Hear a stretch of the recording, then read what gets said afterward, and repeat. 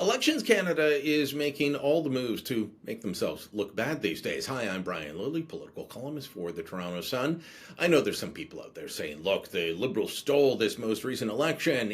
There's no way that Mark Carney and the Liberals won, considering Pierre Poilievre's lead in the polls. I don't believe that for a moment. The Liberals won fair and square, but Elections Canada and some of their practices are really making them look bad. I don't doubt for a moment the validity of the overall election result, but given what we've seen in some of the recounts, you have to wonder, are there more ridings that could flip one way or the other based on bad counting, bad practices, bad methodology?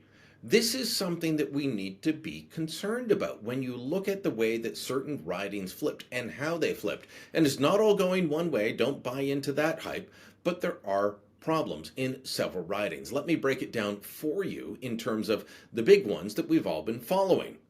In the Toronto area riding of Milton East, Halton Hills South, Liberal Christina Tessier-Dirksen defeated Conservative Parm Gill by 21 votes. Now, originally, Gill had won that riding by 298 on election night. That turned into a 29-vote loss when the votes were tallied and verified, and then eventually that 21-vote loss. In Windsor-Tecumseh Lakeshore, Kathy Borelli, the Conservative, won the riding by 233 votes over Liberal Eric Kurzmerkskin on election night. That turned into a 77-vote loss after they were tallied, and now a 4-vote win for Borelli. And of course, in Newfoundland, the Newfoundland riding of Terra Nova, the Peninsula's Anthony Germain, the Liberal, won the riding by just 12 votes. In the end, though, after a judicial recount, Conservative Jonathan Rowe won the riding by just 12 votes. But the weirdest thing that happened was in the Terrebonne riding in the Montreal area. Originally, the Liberals won it by 35 votes on election night. Then it flipped to the Bloc Québécois after the validation process by 44 votes. Then a judicial recount happened and it went back to the Liberals by 1 vote. And that's when the mess really started. Voters began to come forward and saying, look, they mailed in their special ballots. They were on time. But the problem is, Elections Canada had printed their return envelopes for their special ballot with the wrong postal code, and several of them were returned to sender. Most of them got in. They were counted. Canada Post somehow figured it out, but on many of these ballots, it was return to sender. So we know of at least 5 that have come forward saying this happened. That calls into question a 1-vote victory on a judicial recount. The Bloc Québécois, after being told no, there was nothing that could happen, has taken this to court. They're asking for a court to overturn the election result and order a by-election. Quite frankly, that's the right thing to do. The election is called into question. There is, beyond a reasonable doubt, questions about the validity of this vote.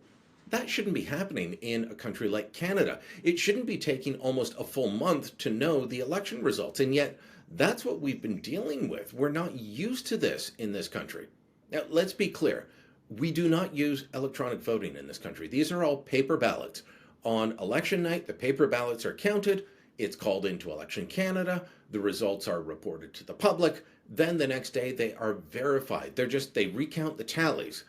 If things are too close after that, or if things change, then you go to a judicial recount. In a judicial recount format, all parties have representatives there. It's not just the Liberals and some backroom chums sitting there in a smoky back room deciding where things go. Every party has the ability to challenge votes, to challenge ballots, to make their arguments. They're all represented there. So this is not about that. And this is not about, some electronic voting system where it can be hacked or manipulated. We don't do that at the federal level. Yes, in some provincial and municipal ballots, votes, there are electronic counting methods used with the paper ballot, but at the federal level, it is all paper ballot, and it should stay that way. And this backs that up. What we have seen over the last several weeks backs that up. But Elections Canada needs to get their act together.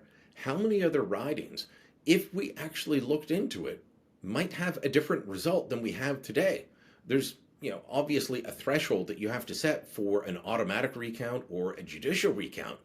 But when you're seeing flips like this, how many others would have been turned one way or another. I'm not saying it would change the overall outcome of who's in power and who's not, but my goodness, this looks bad on Elections Canada, and it makes us wonder how many other places they screwed up. Let me know what you think in the comments below. Share this on social media, and don't forget to subscribe to our channel.